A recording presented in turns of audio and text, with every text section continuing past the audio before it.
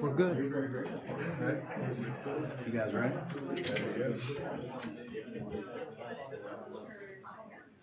Find my agenda.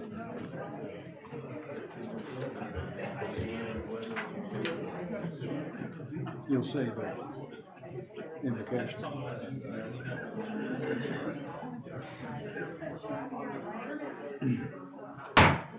All right, well, good afternoon, ladies and gentlemen. I want to welcome a full house here to this Tuesday, January 21st public meeting of the Board of Garrett County Commissioners. Thank everybody in here for braving the cold and coming to see us today, and everyone who's tuning in online. If you would please stand with me for the Pledge of Allegiance, and then Commissioner Tishner will lead us in the invocation. I pledge allegiance to the flag of the United States of America and to the republic for which it stands, one nation, under God, indivisible, with liberty and justice for all. If you would, bow with me for a word of prayer, please. Precious and loving Heavenly Father, Lord, we just come together today thanking you for all that you do for us. And Lord, we thank you for the new year that we look forward to, and we ask for your guidance and direction. We also ask your guidance and direction here in this meeting, and everything we say and do would be pleasing to you. And Lord, we ask all this in thy precious holy name. Amen. Please be seated.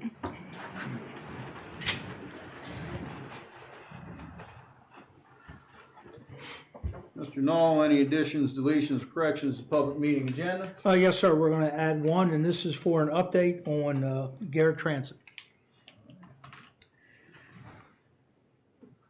Having said that, can I get a motion to approve the agenda as amended? So moved. I have a motion, I have a second. Second. Motion and a second, the agenda is approved as amended.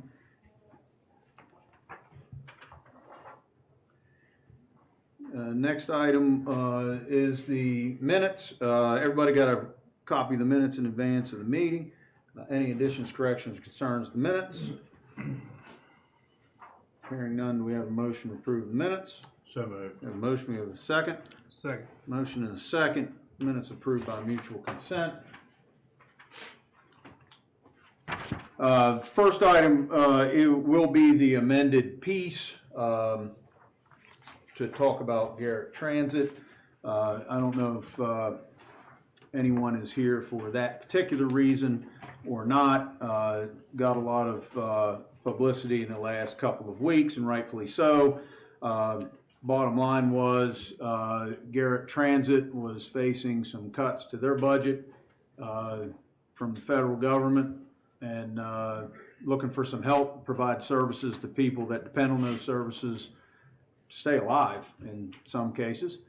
So we had a conversation with Chris, and thanks for coming tonight, and talked about the issues and the challenges, and to see where we might be able to assist, and what we verbally agreed to do, which we will formalize in the meeting here in just a second, is to help fill that gap on the cut for the rest of the fiscal year. That's why you see a discrepancy between what we've pledged to allocate and what the actual deficit is. The reason for that: Community Action works off the federal fiscal, we work off the state. We know exactly what the shortfall is going to be for the rest of our budget, and then anything that we would want to do post that, Community Action can make in their budget request to us for the next fiscal year to keep everything sort of moving correctly in the flow of the budget.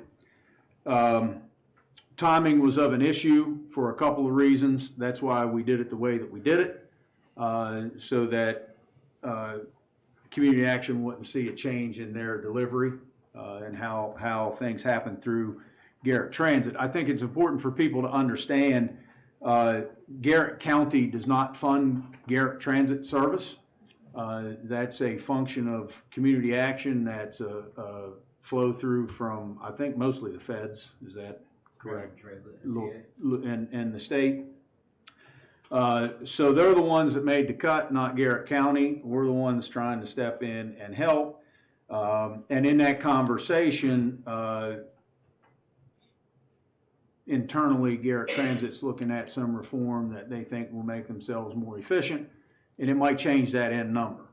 So what is currently a $489,709 deficit, that may not be that in the end once community action is able to implement the things that they're trying to do to become more efficient, so on and so forth. So that's sort of the backstory to that, so that everybody understands that. Very aware of what's going on there. That money is coming from carryover money from last year's budget, so we're not cutting anything else. To fund that, we're able just to pull from reserves to cover that cost, which shouldn't cause a budget difficulty for anyone else as we move forward. So having said all of that, what I need from the commission is a motion to fund Garrett Transit through the FY24 budget, to cover their shortfall for our fiscal year, which would allocate $367,000 to maintain transportation services through GTS. I'll make the motion. All right, we have a motion, we have a second. Second. Motion and a second. Question on motion. All those in favor say aye. Aye. Opposed? Motion carries. Chris, I don't know if you have anything you want to add to that. Sure. First and foremost, thank you to the commissioners for making that decision. We at Community Action and GPS specifically are sleeping a lot better at night, knowing that we can continue to provide the services, so thank you. And for those of you who came to the public hearing several weeks ago to kind of drive this conversation forward, thank you. That was, it matters to the commissioners, it matters to the whole process when people show up. So you showed up, and that really made a difference. It made a difference to hear personal stories, made a difference to have our partners in the room. That was all wonderful. I do want to introduce our new director, Cody, where you at? Hiding on the back row. Could you stand, please? Just I won't make you come up here, but Cody Kroll is our new director of GPS, and so he will be making some of those changes. He's already made changes. He and I were in Annapolis together last week at the Transportation Association of Maryland's annual legislative reception, and met a lot of people, talked to a lot of people. He's got some great ideas, both for how to bring new resources and to change some things internally that will really help our service. So thanks to him for taking a leap to come to GTS and Community Action. And thanks to all of you for making this happen. We're really, really thrilled. And I think that by the end of this fiscal year, we'll be in a much different situation than we were at the beginning of this fiscal year. So thank you. Thank you. All right, moving right along. Next item on our agenda, we have a couple of very important recognitions. First recognition we have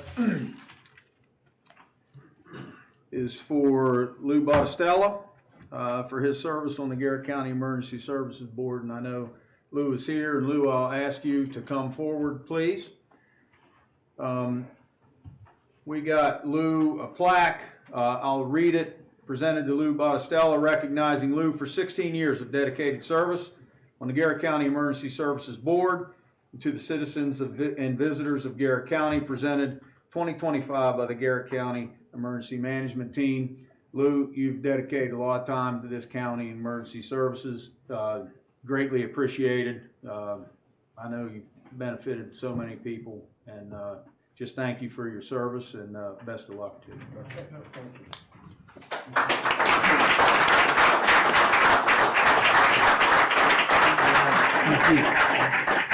Have you come up front, and I know we want some pictures. Yeah. Lou, while you're coming up, anything you want to say? I just want to say some of the people that I've served with for these many years. I'm not from here. I'm from Greensburg, but I've been here for 70 years.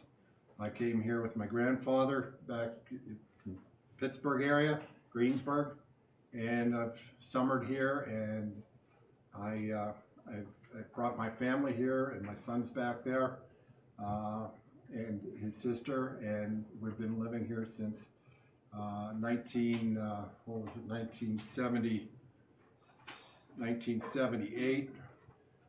You folks all see the bloodhounds here in the springtime.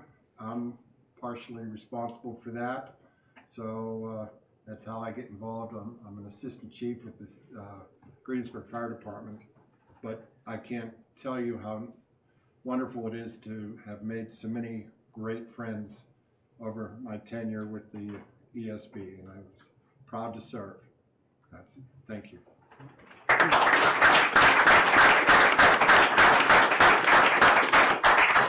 And if I could, I know there are several members of the Emergency Services Board here. If I could have you guys come up and join in this picture.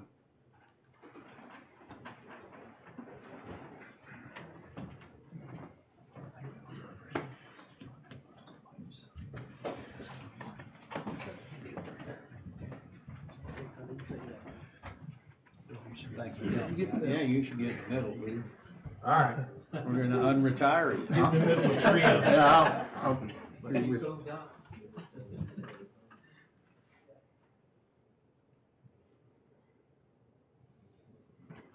Thank you very much.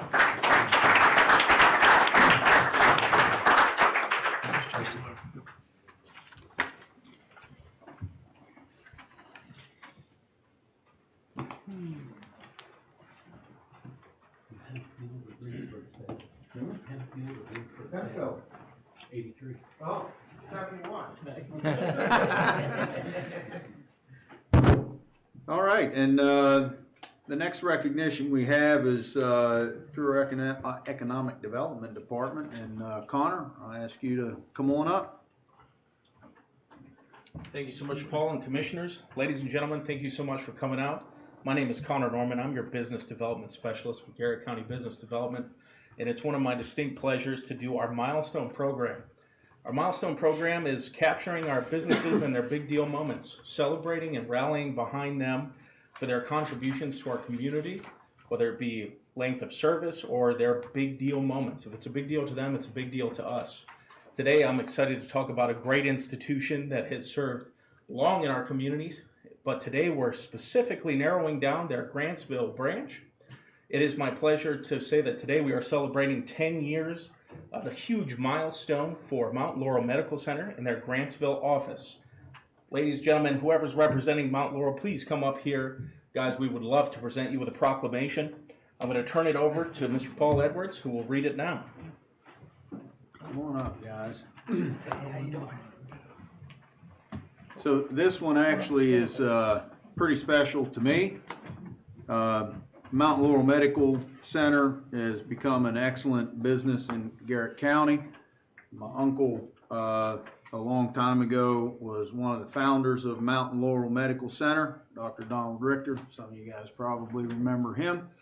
And I was the mayor of Grantsville when my council and I approached Mountain Laurel Medical about a possible expansion to Grantsville. I think it was their first expansion, and they were very intrigued by that, and we were able to make it happen. It's hard to believe that was 10 years ago now, and so successful, in fact, that they've outgrown their current facility and are, I guess, currently moving into a new one. In progress. So it is a great honor to present this commendation on January 21st, 2025 to Mount Laurel Medical Center on the 10th anniversary in Grantsville. We, the Board of County Commissioners of Garrett County, Maryland, along with the proud residents of Garrett County, are delighted to extend our heartfelt congratulations to Mount Laurel Medical Center on its 10th anniversary at its Grantsville location. Since its expansion in 2014, Mount Laurel Medical Center has served the residents of Grantsville and surrounding communities with exceptional care and dedication. It has established a reputation for delivering top quality care and professionalism, embodying the principles of responsible and compassionate care that the overall organization has made its business to achieve. Congratulations to Mount Laurel Medical Center, not only on this milestone, but also on the exemplary work of the past 10 years. May these years of accomplishment serve as a foundation for continued success and inspiration in the years to come. Signed by myself, Commissioner Savage, and Commissioner Tichenal. Brian, congratulations to all you guys, and looking forward to many more. Thank you, guys. Appreciate it.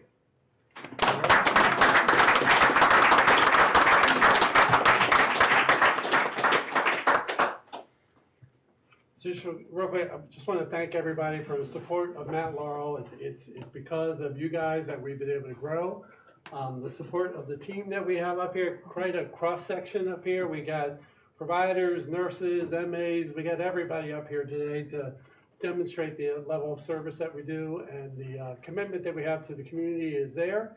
And wanted to thank everybody for that continued growth, and Chris for giving us a new building so we can expand into. So, thank you guys, appreciate it. It's our privilege. Thank you, guys.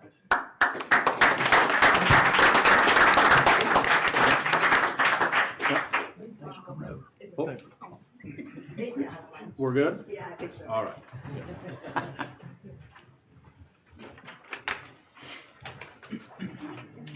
All right, the next item on the agenda, we have a couple of bid awards through the purchasing division. Mr. Knoll, what do you have for us? Yes, sir, we have two bid awards today. The first one is for proposal 241029, it's a design build service for the Kaiser's Ridge Business Park spec building.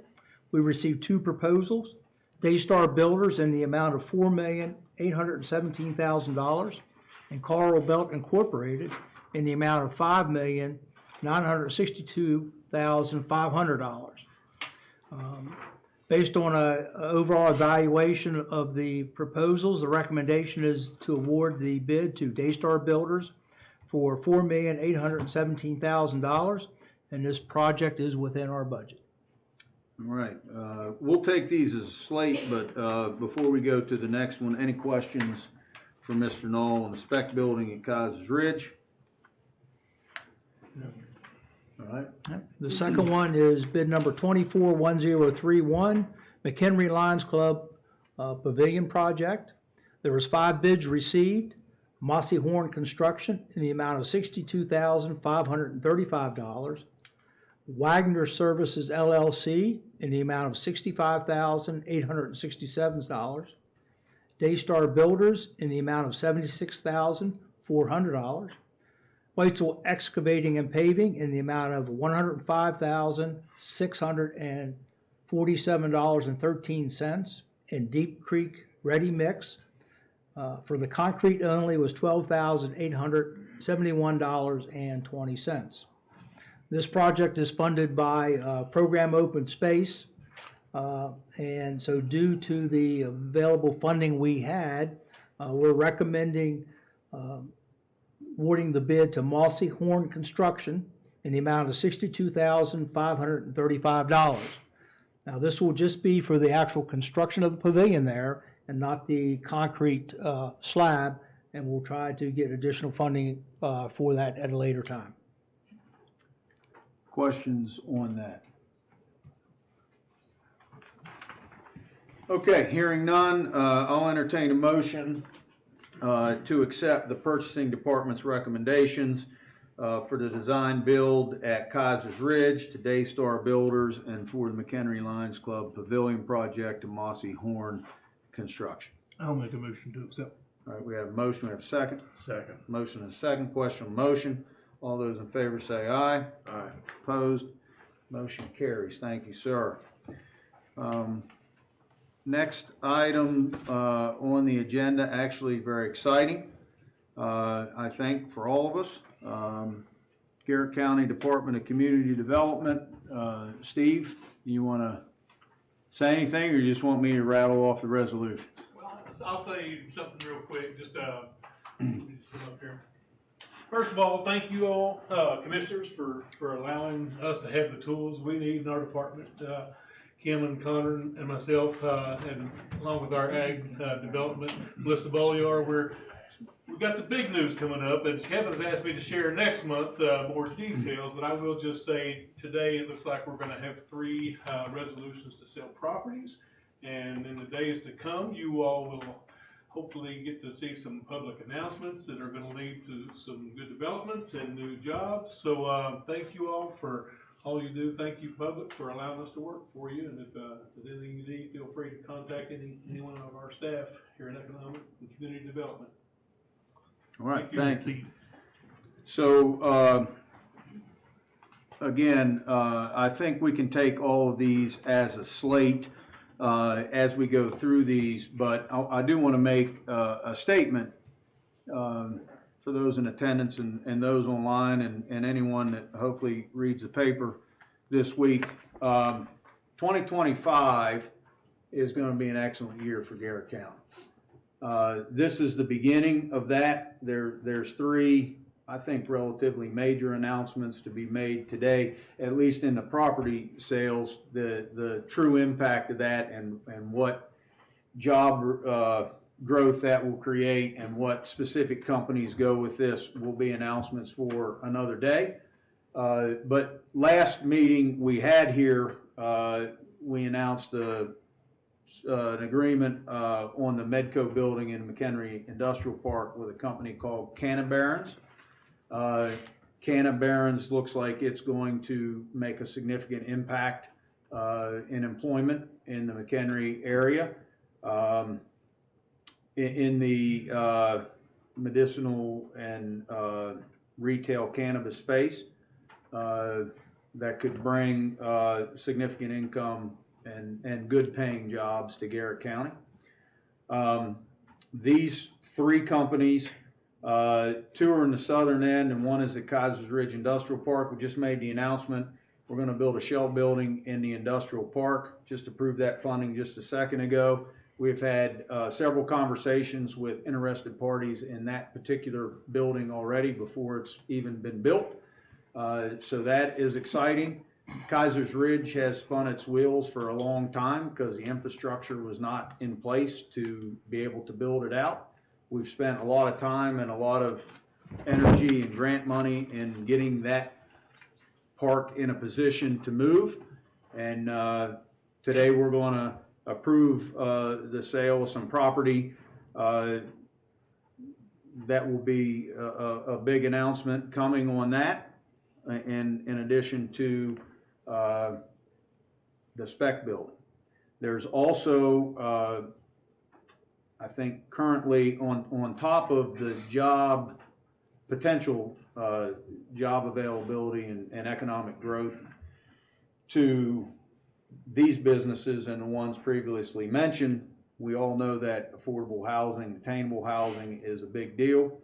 There are currently 3 housing projects in queue, one of which we are involved with. We've talked about a lot, very familiar with it, the Grantsville Attainable Housing Project. There's also a proposed project in Accident and a second project going on in Grantsville that's geared more towards seniors. We're looking at a potential project. Our hope in phase 2 of our attainable housing program is to look at in McHenry and then also here in Oakland. So there are projects moving, different phases of readiness to put housing availability in to hopefully fill these jobs that these companies are going to bring in. And when we're looking at these announcements today, coupled with the announcements previously, we're looking at hundreds of new jobs, not 5 or 6. These would be hundreds at the end of the day. Again, not just these 3, comprehensive of these 3, Canna Barons and some other ones that we're cautiously optimistic are going to happen if Steve wants to keep his job. So, Mountain Laurel's expanding in Grantsville. That's big news. There's some other announcements going on up here on the southern end as well, and some different things still going on in the McHenry area. So I think 2025 is going to be, I know the 3 of us are very excited about it. And I'm just, we've waited a long time to make some really positive announcements, and this is the start of hopefully many. So with that drama to introduce all of that, we have Resolution 2025-1. This is for a resolution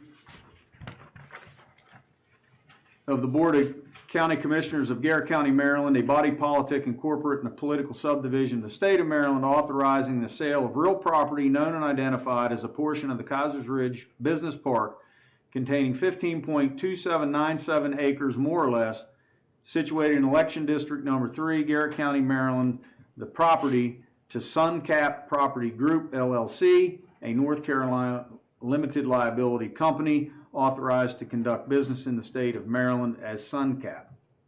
The sale price of this is $35,000. And are there any questions about that? Per acre, yes. Thank you. Yeah. Per acre.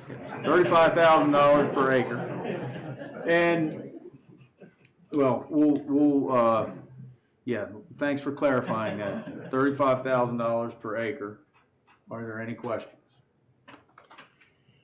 The second one, Resolution 2025-2, is for Sunrise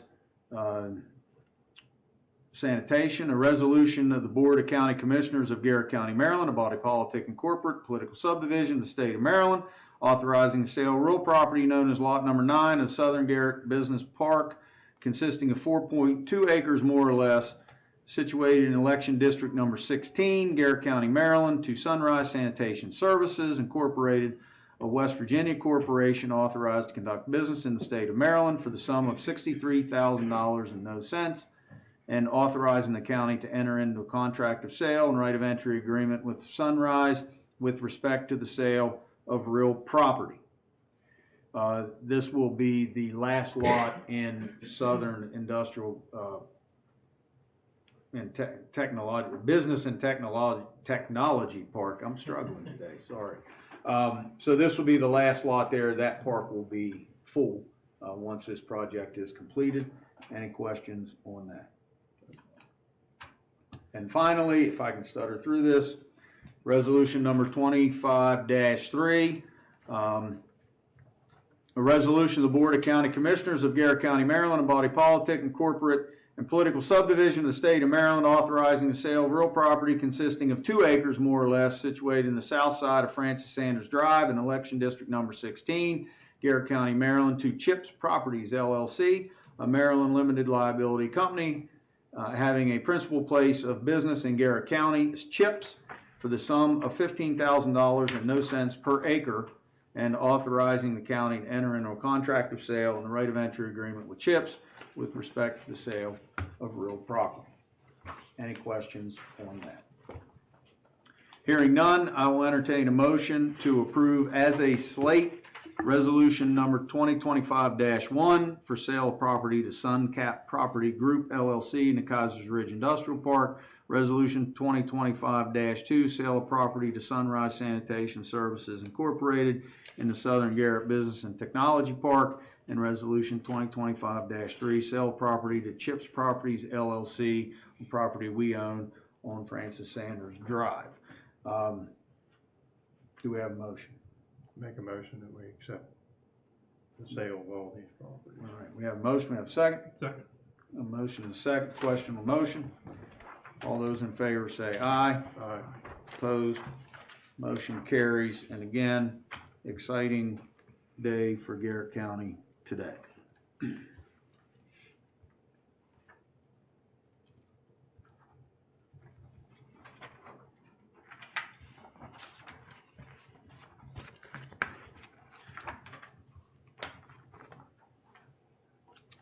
So that concludes the business portion of our meeting.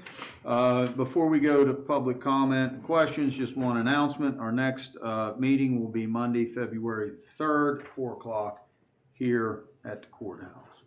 So with that, now's the time in our meeting for public comment and questions. Does anybody have any questions or comment? Yes, Mr. Schindler. Yeah, I think it was a great thing that the commission did to continue GPS service. I was at the hearing and heard how much of a hardship that was for people to lose transportation to out of county. We know transportation is only one of the problems facing working families. That's my opinion. Tom, do you? Just address a couple things. One is, this is not a political issue, it's a legal issue, because it affects all voters. So it's the one man, one vote rule, right? The second thing is that this particular proposition, was taken up by, Representative, Delegate Crosby from St. Mary's County. And in 2018, he got it as far as the third reader, and it passed, but it never made it to the floor. The second time he did it, he never got past first reader. I don't know what happened, and I've tried to catch up with him to find out. The reason we were contacted is not to change us, but to show the situation that existed in the state, and it's all in the rural counties. It's not Boulder City, it doesn't affect any of that. Okay? We're the only ones who are affected. Being that it's a legal issue, okay, you have an obligation to make sure that all the voters are represented and have an equal right to vote. If you run from one district, then those people should be able to depend on that's where their vote's going to be counted, because this is the person they know best, who knows the most about their particular area. And you have to agree. 3 is different than 2 and different than 1 in terms of the makeup of the individual districts. Most of those are agricultural. Okay. 3 is a mix, a very big mix. So to that extent, you're not properly representing, allowing people to be represented by the vote. You're minimizing their vote by forcing them to run, candidates to run in the 3 districts. If one candidate has to run, he should run for the district that he's in. He doesn't have to drive all the way to Finsville. He gets his vote right here in Oakland. He doesn't have to drive all the way from Swan up to Grantsville to get votes. He just concentrates in Swan.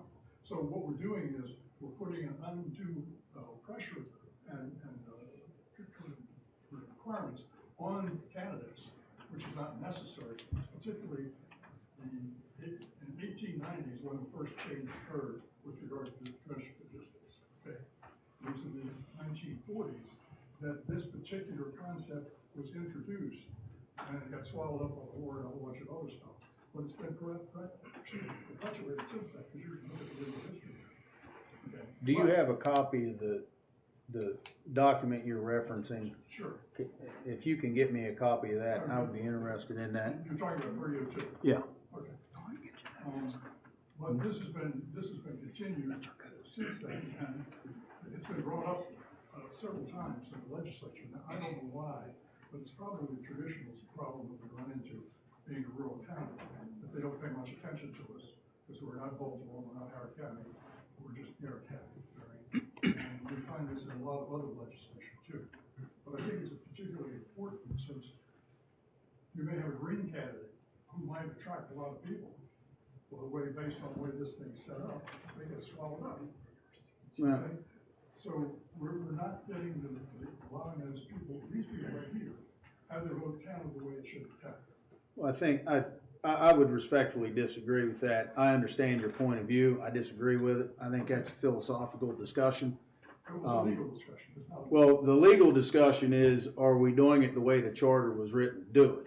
What you're arguing is a philosophical discussion of whether the way we're doing it is correct based on the way that you view one man, one vote, one person, one vote. Everybody has the ability to vote, and their vote counts exactly the same as everybody else's. That's an undeniable fact. I do want to correct one thing that you said. In the congressional district, you do not have to live in the congressional district that you represent, just to clarify.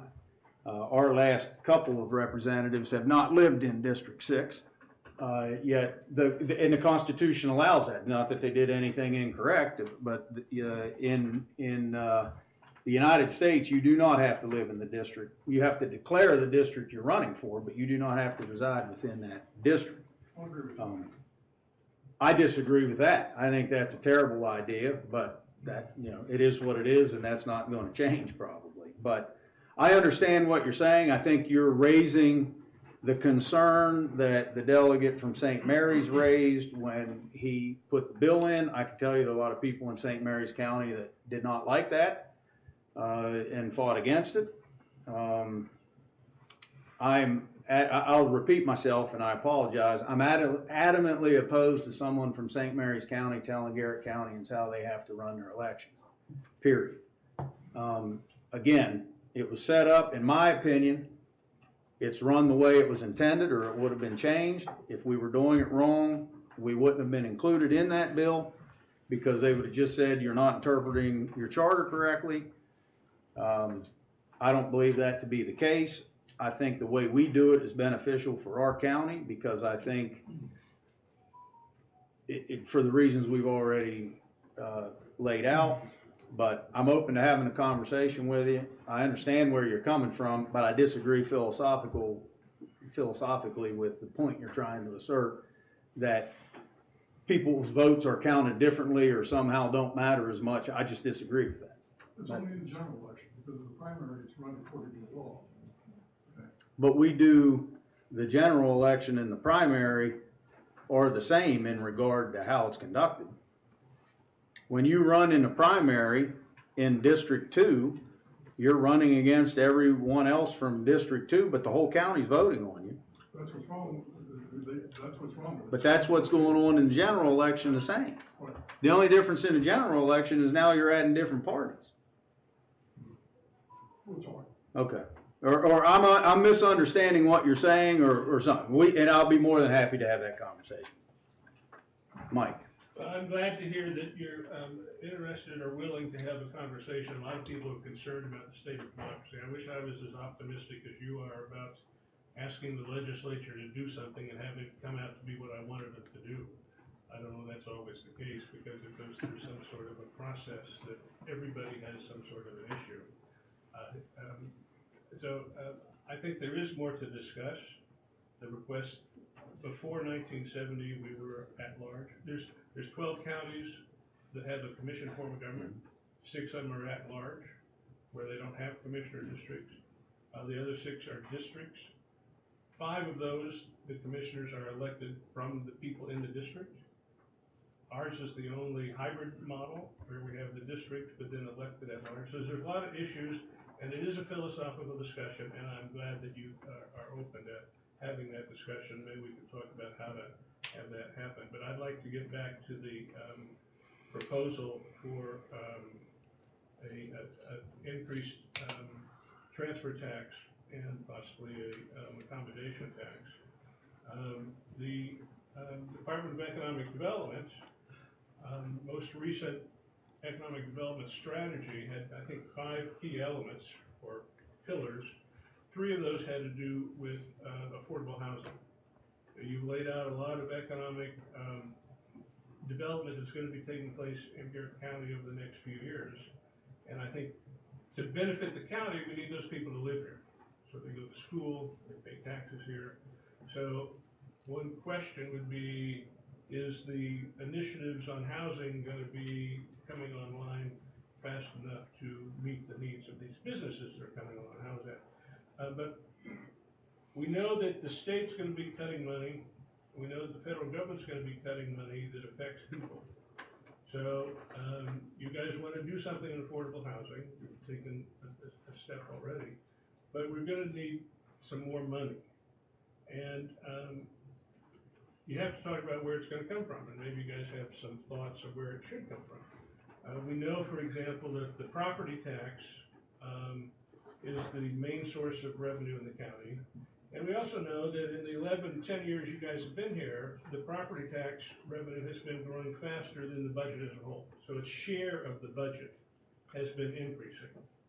And part of that is because you want non-residents to pay the tax, just like the state wants counties to pay the tax revenues. So you can't, all taxes are bad, so relying on something too much emphasizes the bad aspects, and you need to look at ways to diversify those tax revenues. Income tax is one of the local taxes that we have in Garrett County. Most states don't have that, a local income tax. We have the 3rd or 4th highest property tax rate in the state. And at least 4 years, I don't know if it's the whole 10 years you've been here, at the Costa EL tax hearings, you guys keep the same rate even though assessments can go up like 100% that they did 2 years ago. And the property tax relief mechanism really favors people with the most expensive houses that are growing the fastest. So I don't think, I think if you're relying on that, I think I would suggest you take a second look at it. The other tax is the income tax. I think we have the second lowest income tax rate. Both of the tax relief mechanisms sort of favor higher income people in more expensive houses. And this would be a way to diversify the tax revenues, so you're relying on a source that's really paid by some of the wealthier people in the county if you're buying a house for $1 million or $1.5 million. I think at the constant yield hearing, I presented some numbers and said if you have one of the lower valued homes in the county that's growing less rapidly, you're probably paying more than your fair share. Maybe I can ask Scott Weeks to ask for some data from the Department of Assessment and Taxation. Do an empirical study, it's pretty easy. So I think that you have to really seriously consider diversifying your revenue sources as you go, after you're trying to wrestle with this need for affordable housing so you can realize the full benefits. It doesn't really benefit the county much if a business is here and everybody lives in Pennsylvania or Morgantown or someplace. So I think that you really have to take a hard look at how to diversify the revenues. This seems one way that is going to raise a substantial revenue and have people that are currently benefiting from the property tax system and the income tax system pay a higher share than they're now paying. Lynn? What are your thoughts on a meeting? I think we're having one right now. You brought it up in a public meeting. We're having a conversation about it. Mike came to our administrative session today, and he brought up the topic of having community meetings, and my comment to Mike was, if we have a community meeting on every single issue that comes before us, we'll never make any decisions, because all we'll have is community meetings. We meet twice a month. This is a very appropriate conversation to have in the public meeting. I'm glad Lynn brought it up. If people have opinions on it, share it. We meet again on February the 3rd. Well, in fairness, I mean, I did raise that, and you pointed out that in order for that to work, it's got to be a two-way street. People need to come in and express their concerns, and I think Chris illustrated how that can change the outcome of things, because you guys weren't aware of this, you were made aware of it because of the meetings he had. So it is a give and take. So maybe we put a couple of things on the table. Maybe you three can just now share your view, your initial reaction. I know you haven't studied it. There hasn't been a study. There's been a study of how much. There's been surveys that have been signed by people at the fairs. Everybody wants to do the county's development, economic development. People says we have to do affordable housing. Here's an idea. We've told you why we think it's important. Maybe you guys can respond now in this public forum, if that's what this is. Public forum's two-way. Maybe you can respond and give some of your initial thoughts or concerns or questions. I mean, that's how a dialogue happens. So, yes, you have another meeting, but these people are here. We put things on the table. Can we get some reaction from you guys? I'll, as far as the accommodations tax, I don't mind doing that at all. But on the other hand, I gotta think, does that discourage some of those people that are buying houses here from buying a house here or selling a house here? I don't know. It's a discussion that, we probably need to talk about, and I don't know if Scott can pull anything that would give us an idea of what that might do. I don't know.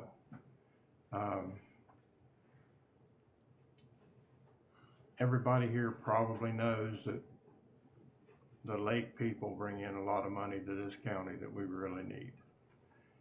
So I would not want to do something to discourage buying houses at the lake, whether they're 500,000 or $1.5 million.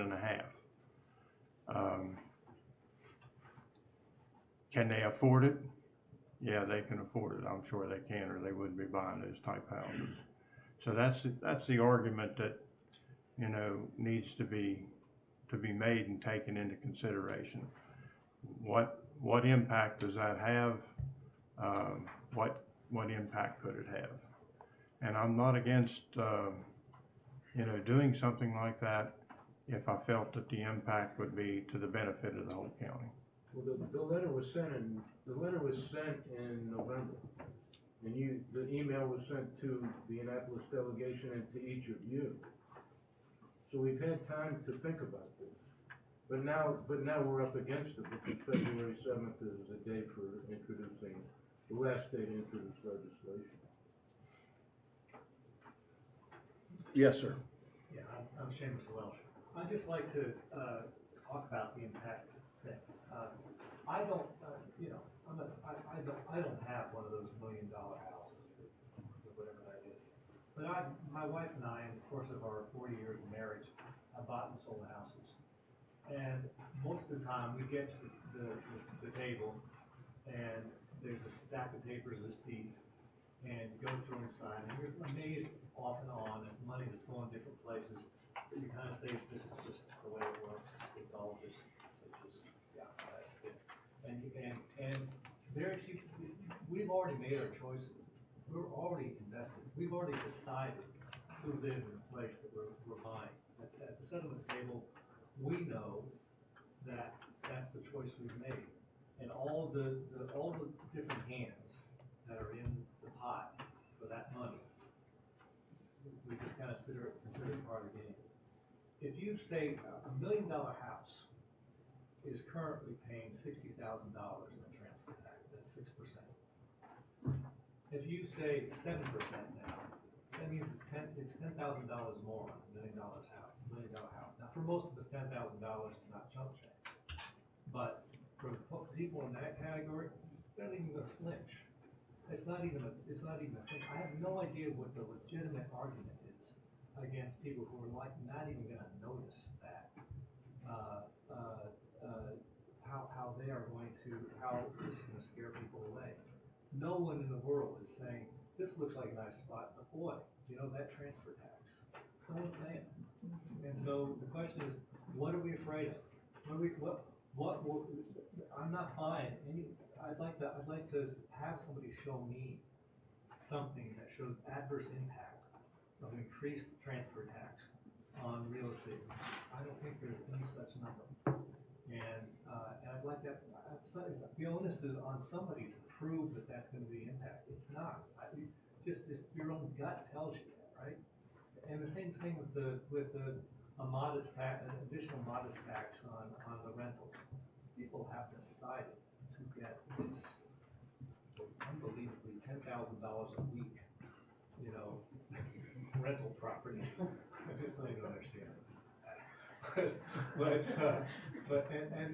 once again, they like see all the tax ons and say, okay, it's another tax on, and that's it. I don't think they're going to decide against based on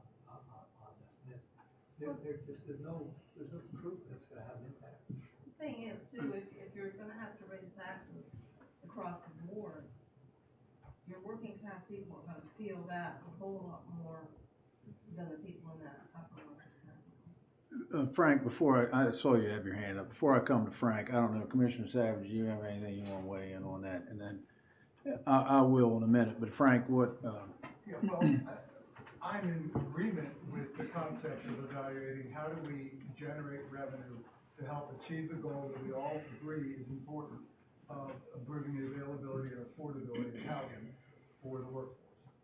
So now it's a question of where does the money come from and who pays? And is it fair and equitable? Will it also make a difference? That requires some study, some analysis. Mike has shared with me some of the work that he has done. And it's a pretty compelling argument that money can be raised without having a negative effect on where it's coming from. Sure, people like to pay taxes? No. Do they like to see the taxes go up? No. But in the overall, if we could structure or even present a picture of the benefits to the community, including the wealthy lake property owner and the wealthy second home owner, by increased employment, by increased property taxes on new businesses, by increased income taxes of new arrivals, an economic case can be made that this is a good business decision. We have not, to my observation, taken a hard analysis look at this. And again, I'm going from what I read in the papers and here on the street, but the initial proposals were shot down by folks with a vested interest in real estate, in hospitality, and in the property ownership. Sure, they don't like paying the taxes, but the fact is, if we're gonna meet our needs, we just heard tonight, we know the state's gonna be cutting significant amounts out of the budget. We feel that there's gonna be some federal impact, how deep, how far, but some of the discussion is moving federal workers out of the state to other states. Well, if that happens, the net result is we have less income coming in to the state and less people that might be interested in taking a vacation.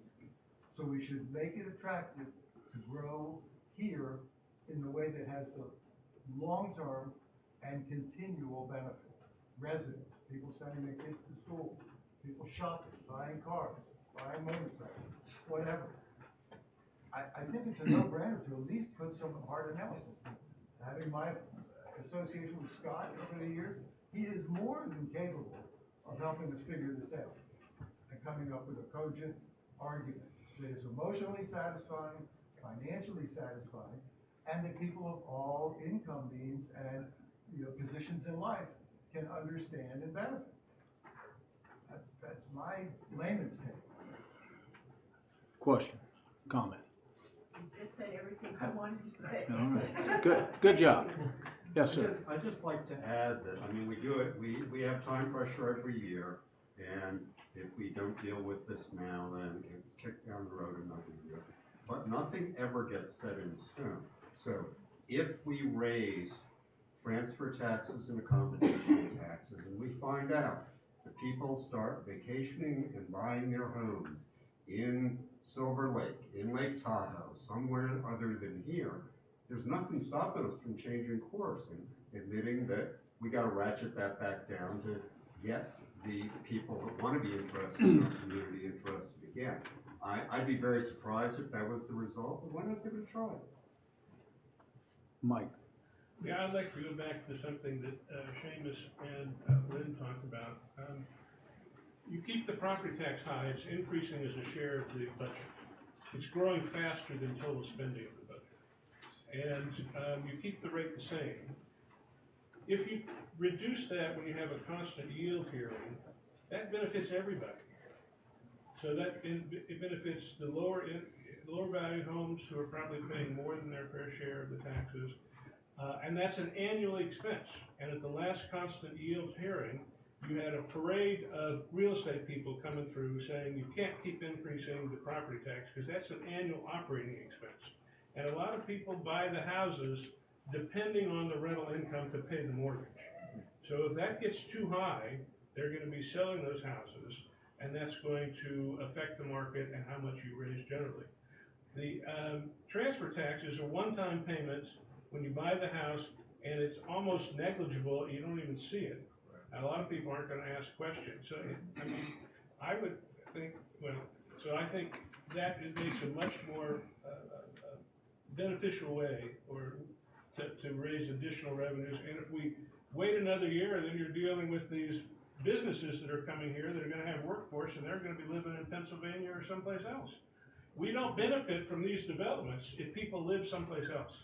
And we've been saying that for years. Well, so we have to do something. Well, we have to do something now. And we are. Okay, go ahead. But before that, Tom wants to speak. First, I want to say I agree with Mike. Mike's the economist in our group, and he's dealt with this in a lot of ways, so I appreciate his comments. Second of all, I kind of have a problem with using the one-trick pony concept depending upon the people of the lake. We got to figure out other ways to do what we need to have done and not be dependent on those people. Because if the economy goes south, we're going to go east. And we're going to be where we are now, but no money. So we have to come up with different ways of approaching this, okay? That, as already stated, is equal burden on everybody, okay? And it's fair, and it's open, and we all reach a consensus on it. But we can't keep doing what we're doing now, because we're gonna lose out. Well, and I appreciate all the comments, and Len, I'll say to the group exactly what I told you when we met. I think I would, here's the difficulty that I have that hasn't been mentioned yet. We keep using these terms, affordable housing. We have housing projects in queue that are moving forward. I don't know the number that's enough. I don't think anyone in this room does that can say we need 100 houses, 200 houses, 1,000 houses. I don't know that anyone has that number. We know that there's going to be roughly 100 new ones in queue right now. 63 of them are in Grantsville. That's an attainable housing project that is going to have houses at well under market value that aren't income based. And another problem we have in this conversation is what are we trying to solve? We keep throwing this term out, and this, you know, and I think we all agree. I don't think anyone in here disagrees we don't need more housing, and no one disagrees that we need housing for the schools and we need housing to support a growing job market. And so everyone in the county will agree with that. I don't think there's a single disagreement. The question is does that take the form of, is it just more housing stock? And if it's more housing stock, how do you manage that? Is that a county function, and therefore we have to create a whole new department within county government that we have to fund on the back end, which grows the bureaucracy? Is it income based? Are we trying to hit what income point at that point? We want affordable housing for people at the low income level, or do we want attainable housing for two teachers that come in and in their blueprint are going to make $120,000 a year? Are we trying to figure out a way to get them housing? I think that's a conversation that should be had. Where are we trying to hit? What problem are we trying to solve?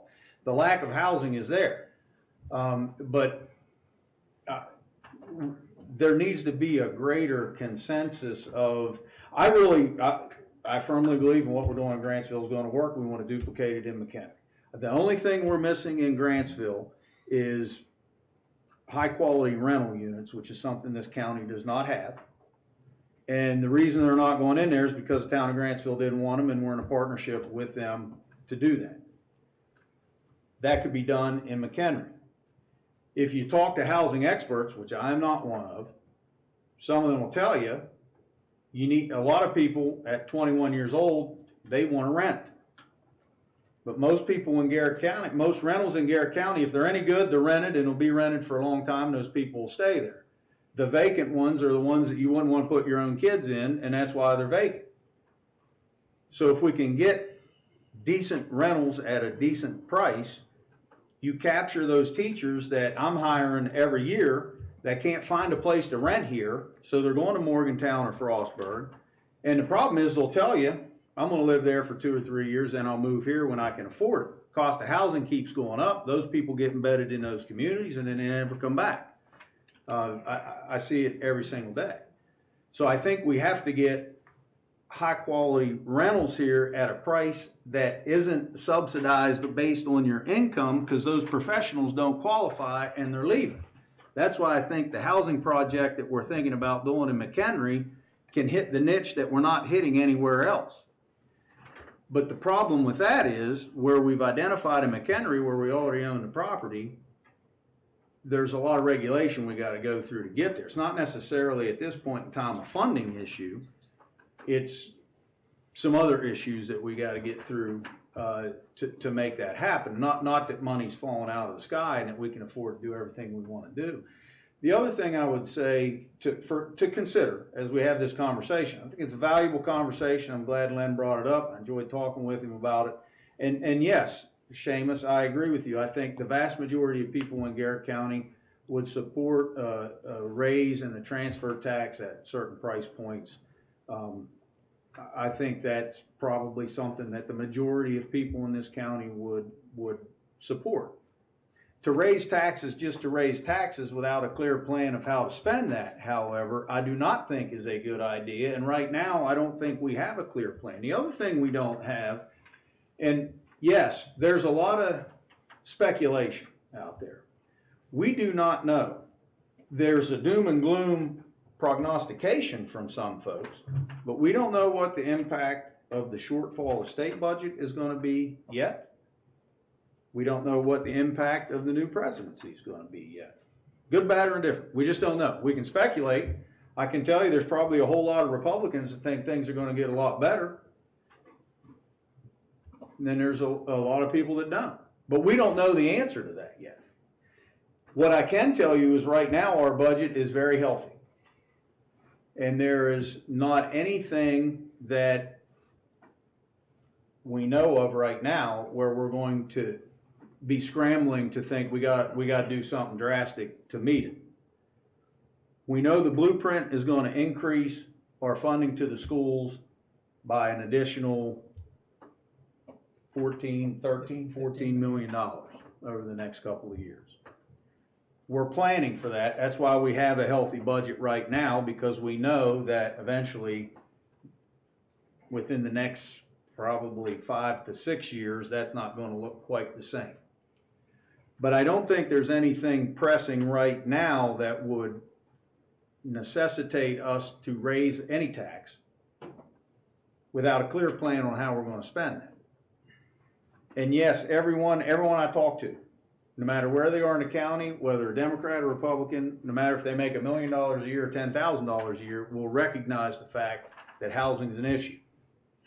There are a lot of people that don't want more income subsidized housing in this county. There's a lot of people that don't like what we're doing in Grantsville. They don't think it's the answer. We're still funding the first-time home buyers program. I think we were the first group to do that. Still support that, and will continue to support that. So I think it's a broader conversation of we just need to do revenue, because I'm afraid right now if we raise a tax, no matter what tax it is, that revenue is going to sit, or it's going to be reallocated somewhere that it shouldn't be. And then 3 years from now, 2 years from now, a year from now, when we are ready to do something, we say, well, now we don't have enough money because some other department got dependent upon an allocation of money. So my own personal opinion is I think there is a lot of credibility from what's being asked by this group. I'll tell you, there's a lot of people out there that don't want to see any increase in taxes, and there's a lot of people that do have vested interest otherwise that can probably articulate why raising either of those taxes would not be beneficial. I won't speak for them because I don't know. I can't make that argument because I don't know the market. We did raise the accommodations tax a couple of years ago. We're one of the highest in the state now. I do think there's a saturation point in accommodations tax where people will stop coming if you overtax what they pay. I don't know what that number is, but I think there is a number. And I think a lot of that is reputation. So even if it's not accurate, if the reputation is you don't want to go there because it's too high taxes, then what we've come to rely on, we bring in a lot of money on accommodations tax as it is right now. You all know that. And I would like to think that we allocate that money wisely. That's why we're able to fund GTS when they're short on money to save a program that most people need, because we've budgeted well enough to have a surplus in carryover funds to be able to accomplish that. That's why we're one of the very few counties in the state, if not the only one after next year, that hasn't raised property taxes to cover their blueprint costs. We haven't had to do that. And we're not planning on doing that in the short term. Can't speak for years out because we don't know what's going to happen. So that's my response to your question, Mike, of me responding directly. That's my direct response. I do think there's merit, especially to the transfer tax piece. I'm curious to see what that actually looks like at the end of the day. And, and when I talk with Len, we don't know, I mean, if the thought is you're gonna increase that 1% on everything over $1 million, because I don't know legally if you can do it differently than that. So what I'm saying is, if I sell a house for $999,000 and the transfer tax is 1%, and then once it goes to $1 million, the whole million's taxed at 2%, I don't think you can do that. You can only go from the increase from the 1 million, up. And that is difficult to plan on because it's gonna fluctuate perhaps widely from year to year. Not to say it shouldn't happen that way, but I just don't, I don't have the thought process of, if we do this, we're gonna make millions of more dollars, and then we can do all this stuff with housing, which we haven't even kind of figured out what we wanna do yet. That's just my opinion on that. Seamus, you had your hand up first. So, you just articulated really beautifully the need for sort of a comprehensive housing plan. I mean, we went all the way through where all the questions were. We don't know what the impact is going to be. We don't know what it's really going to raise. We don't know how it's going to be spent. We don't know how to, it is a big thing. So what I beg you to do is to put us in a room, some of us, not all of us, but figure out a way, for us to process to create a comprehensive strategic plan on housing. So that we have all those answers. We send somebody off for the research. We send somebody off for, but in the meantime, let's not lose any opportunities. We know this is gonna take some resources. Let's try to figure out how to raise some money while we are moving toward a comprehensive plan. And it could be that the people in the room, realtors being in the room, some of them, are gonna say, here's what we think is gonna happen if you do that. And we say, go prove it, and we work our way with facts and real figures and figure out what this means. Does anybody know what 1 percentage point going from 6% to 7% is going to raise next year? I have no idea. I mean, I have an idea, but I don't think I know exactly. Realtors probably do. We don't know, in fact, all the questions you have, like what is this? Is this affordable housing? Is this subsidized housing? What is this? We haven't answered that question yet. So why don't we figure out a way to just roll up our sleeves and do that hard work? I'm on, like, put me in a room, let's do this. Frank. Yeah, I wanted to reiterate what Seamus just said. I think this is the first time I've sensed that we have agreement.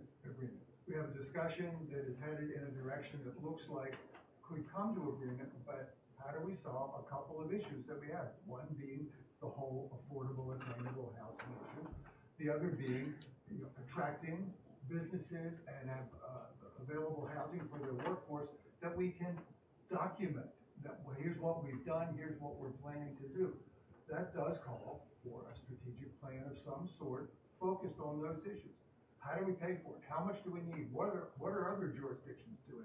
Who's making progress and who's not making progress, and why? And I know that's not going to happen before February 7th, so we can take that off the table. But I do think setting a goal of next February 7th to maybe see what happened with the Kerwin, the blueprint, what's happening on the state scene, what's happening on the federal scene, and what are we learning from various constituencies. And I think we could put together a damn good plan that people would have confidence in to say, here's why we're spending the money, here's what the goals are, here's how we're going to measure attainment of those goals, all the things we get in an economic plan. And I think the county would look good, the citizens would look good, you guys would look good, everybody's happy. Okay, I'm going home because it's past my Miller time. Tom. One of the things that's in just about every article I've read on the affordable housing is the first thing you do is you look at the amount of regulations that are in play right now and your land use, okay? You've got to redo them, okay?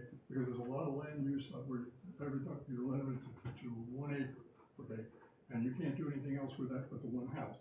Now they have these AUS or whatever they're called that the legislature has been working on. I don't know if they passed it yet or not. But it's the being used to accommodate the need for housing, okay?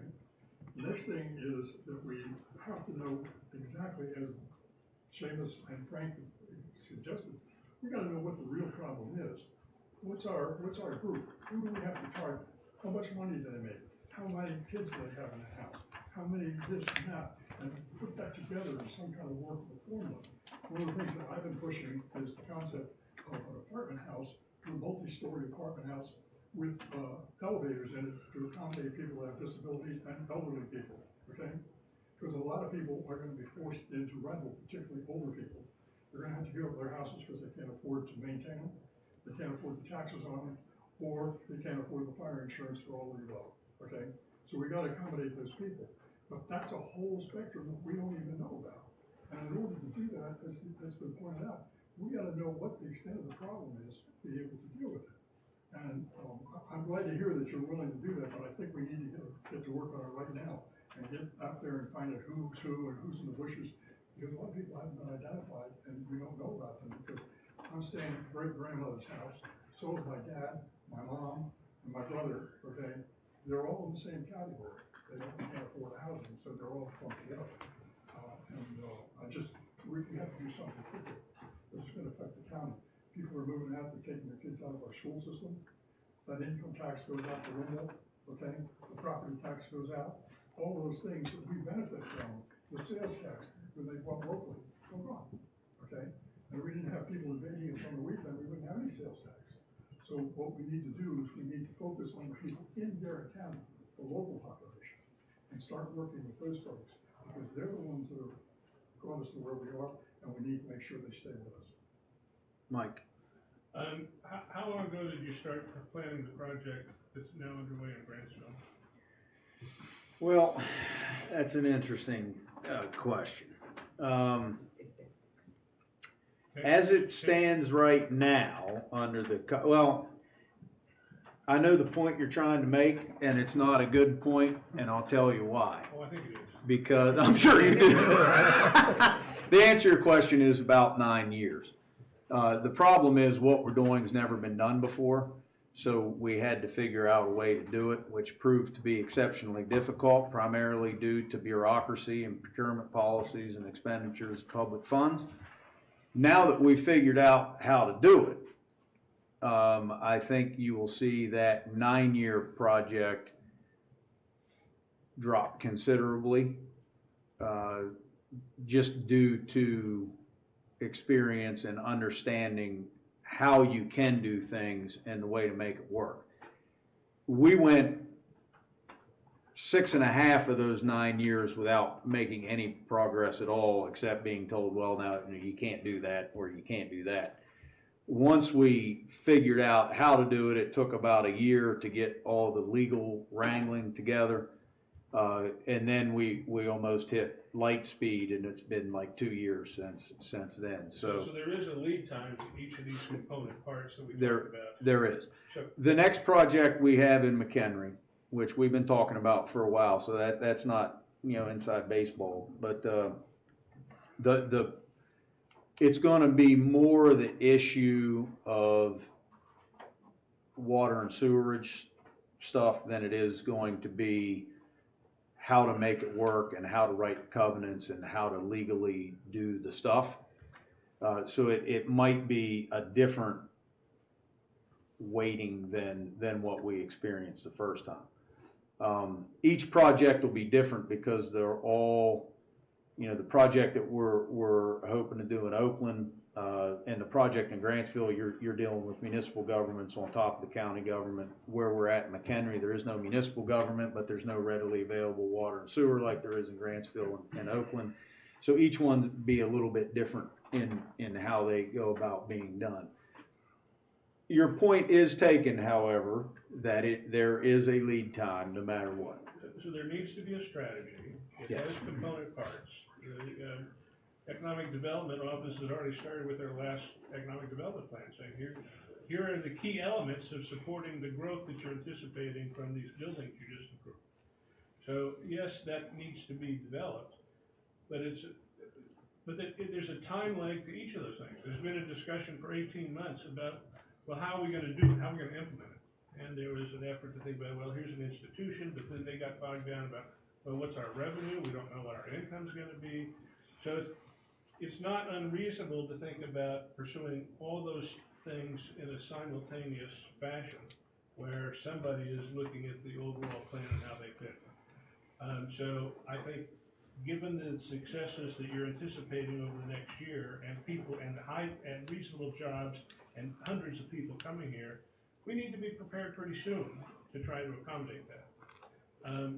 So that's one question, one issue. The other issue I had is that, yes, the accommodation tax was an authorization to raise this tax, and we ran a bed and breakfast for 15 years, and it was raised almost every year, it seemed.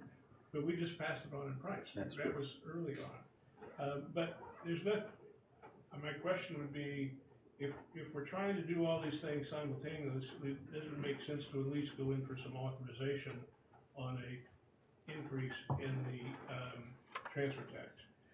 And yes, nobody likes an increase in taxes, but when you go to the constant yield hearing and you say we're gonna keep the tax rate the same, that's an increase in taxes for everybody in that district that was reassessed. 2 years ago, whatever district the lake is, increased 100%. So that was a big increase in taxes for those people, because you kept the rate the same. And there are lower valued homes away from the lake that I believe are paying more than their fair share. Scott could do an easy study to document whether that's the case or not. And that's because they're not getting, the only relief they can get would be through lowered in tax rates. So I understand what you're saying, but I think that we can leave here with some sort of a notion of a way forward, or do we leave here saying, well, it was a good public discussion, and we're not gonna do anything? I don't know that we're gonna make a decision right this minute, Mike. But Pretty soon. I think there's gonna be a movement forward out of necessity, because, as I mentioned previously, we all agree almost unanimously that housing's the issue. How we move forward with that, there's gonna be some discussion about, and we'll have to see. I mean, to leave here right now saying we're doing nothing would not be correct. The project in Grantsville is broken ground and moving forward. It may not be what you all want to see, but it is happening, Well, it's and I think it necessary, but will maybe be not a sufficient. big, what's that? It's necessary, but maybe not sufficient. And to get something more sufficient to handle the hundreds of jobs that are gonna be created, we do need to be doing something today. We can't wait 10 years, because those people will be in Pennsylvania by then.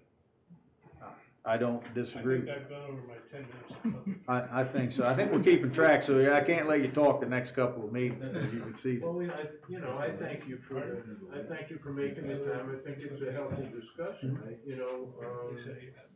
and like I say, I don't claim to be an expert, and I don't have a plan, but I know as a resident, and I see the property values that have risen, and we're directly beneficiary of that we need money. We need money to address housing. It can't be done on the cheap, and I would have questions even about what kind of housing, because nobody's considering modular. I think that needs to be considered, where you do the infrastructure, you set up the foundation, and you bring the house in. But without being an expert, I know we need money. I see the money, the property values increasing around the lake. Let's get that money. Let's ask our delegation to go to Annapolis and get that money. We have plenty of smart people. We have nonprofits in this county that do tremendous things. We have dedicated, smart people here. Let's get the money, and then let's sit down like other people are saying and do the comprehensive plan. But if we don't get enablement if we don't get the ability to do it, we're not, we're gonna be shorting ourselves when we don't need to. These are reasonable. You use the word drastic. These are reasonable proposals. This is reasonable revenue proposals. There's nothing drastic about this. Unless a member of the Board of Realtors wants to say it's drastic. And I don't think we should, To clarify, Lynn, I think my use of the word drastic was in the point of our budget is healthy enough right now that unless something, that we would have to do something drastic. I'm not calling your proposal drastic, to clarify. So, yes, ma'am. Just one last thought, when you were giving us all the good news about 2025, you mentioned hundreds of jobs. That's families and schools and housing. Is that being considered when you're creating these opportunities for employment for someplace for them to live? Absolutely. No question about it. Okay. No question So about it. that's the plan. That's the plan we're talking about right now. Yeah, and keep in mind, I mean, let's just be real about it. If 100 jobs are created tomorrow, we're not gonna have 100 new families move to Garrett County. That's just not gonna happen. And the other thing is, you have a lot of people in our communities, and Uniontown, Pennsylvania, and Hancock, Maryland, and Morgantown, West Virginia are just like Grantsville and Oakland. People drive from Oakland to work all over the the region. People drive from Grantsville to work all over the region. Just because they got a job in Uniontown or Morgantown or Hagerstown doesn't mean they're looking to move there. So I'm under no illusion that these hundreds of jobs are gonna bring hundreds of families in. If we end up with 20 or 30 or 40, that would be great. So I just want to, I don't have any unrealistic expectations that this is solving our school problem and everything else. There will be commuters, there will be people that leave job A to go to job B, there'll be all kinds of that stuff. But does that cheapen the need for housing that we've taught? Absolutely not. That's been a critical goal of ours for the last several years. It will continue to be.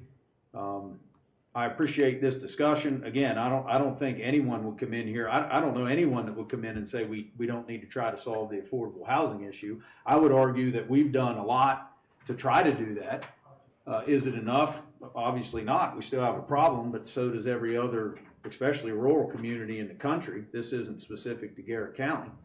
But I just have a hard time justifying, and to Seamus, I appreciate your comment. Like, we gotta have a plan to move forward to justify what we're doing. And I agree completely with that. So what does that mean, Mike? Are we gonna sit here and wait another 2 hours and clearly draft out a fully detailed plan? No, but we're gonna continue to move in that direction and figure something out. And I'm sure that at the next meeting on the 3rd, we'll probably, to Len's point, probably have much more of the same conversation. That's great. Does anybody else have any other questions or comments? Charlene? You want an anecdote? Oh, The president of the Chamber of Commerce here in Garrett County says 400 housing units would transform Garrett County. Would be transformative. Unless they're all $1 million homes. Then I'm not sure that would be. That can't happen. I mean, I don't know about that, but Well, I don't know yeah. either. I have no idea what you're talking about. It would be transformative, we just don't know which way it would transform. Is it possible we could schedule a get together like this, but not an official commissioner meeting, but just to get together to thrash out these issues in detail so we can see some real movement? Because you see these folks here are very involved, very knowledgeable and so forth. And I think we can come out in a very positive direction of the problem. But not wait till the sun goes down in the next September. Yeah, I mean, next week, the week after, schedule a meeting, it's like, not way later. I mean, you can make the request, and the short answer is, yeah, we can do that. Okay. We just get it logistically figured out. Any other questions, comments? Good meeting. Thank you. Motion to adjourn? So moved. All right. I was very soon.